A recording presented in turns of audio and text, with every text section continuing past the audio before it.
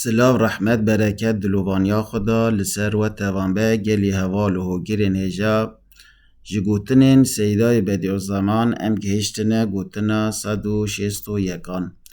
Mirov hatiye şandin li vî cîhanê da ku bi navgîniya ilm û duayê bigihêje. İnsan bu aleme ilim ve dua vasıtasıyla tekemmül etmek için gelmiştir. Ew dilê ku bi nûra Xweda ronî bûye, kîjan ewr dikare asîmanê wî dilê bigire?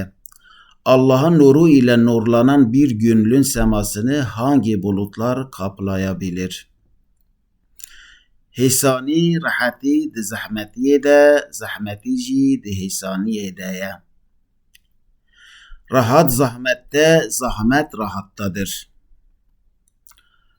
Ew axaftinên we yên bêguneh di malê we de bi zarokên we yên bêguneh re ji sed sînemeyan zewqtir e.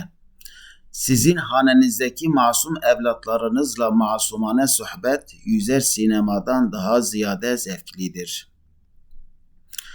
Demjimêrek saetek tenê têra 5 dem nimêj digel destnimêjê dike. Bir tek saat 5 vakit namaza abdestle kafî gelir.